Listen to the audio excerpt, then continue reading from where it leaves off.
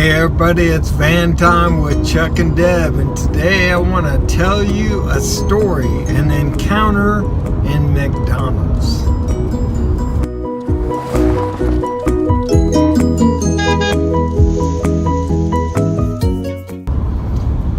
So as you know, my habit is to go and have my quiet time in a fast food place in the mornings, and usually I spend 2 or 3 hours in there just reading the Word, praying, and also engaging people by praying for them and sharing my story, and that usually leads to discussions.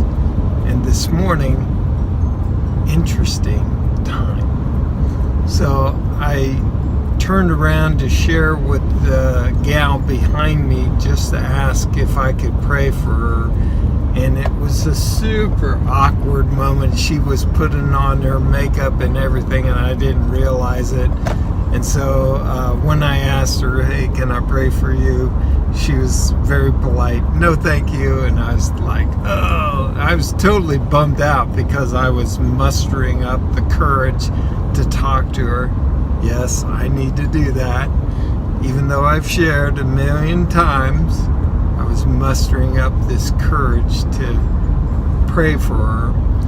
And when I had that disappointing moment, I just started praying, man, God, I really want to share with somebody who will respond in a positive way. So a few minutes later, this elderly guy named Roy, he's in his 80s, he shows up, and I was like, man, this dude is old. And so anyways, I felt like the Lord was convicting me, Yin Kai, don't choose anyone, share gospel everyone. So anyways, I turned around and I said, I'm praying right now, is there anything I can pray for you? Well, that turned into a 20-minute discussion, shared the gospel, and found out that he was a believer. And we had a great discussion, and he walked away from that discussion on the way out saying, man, you just made my day. I was like, oh, that's cool, because I was reading 1 Corinthians 13 yesterday, and it says basically, above all things, love people. And so I felt like I really loved Roy, and he felt loved. Well, the story doesn't end there. About 30-40 minutes later, Roy comes in with his girlfriend, 80-year-old girlfriend. And so Janet says, oh, we're so glad you're still here. I want to hear about this church planting thing that you're doing. It's like, okay. So we sat down for the next hour and a half. I trained him in 411, 4 questions, 1 piece of paper, in roughly 1 hour on how to share the gospel. And they were super excited. They were just, totally pumped up. But you know what?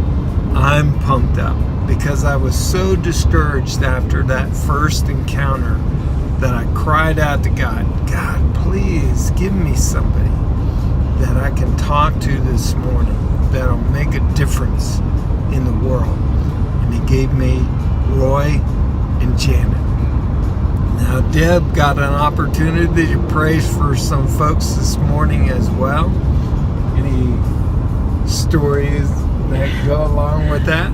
My story may not sound as spectacular, but while I was eating breakfast in the hotel, there were 2 ladies sitting nearby, and I just, asked them if they were from here, or if they were just passing through or visiting, and they, long story short, they were there, even though they lived, within a couple hours, to be with their brother who's in the hospital, who's dying. And so I walked over there and I said, would you be okay if I prayed for you? And they were like, yeah. So I asked what the brother's name was, and we prayed. It's very simple things. Love people. Begin with prayer.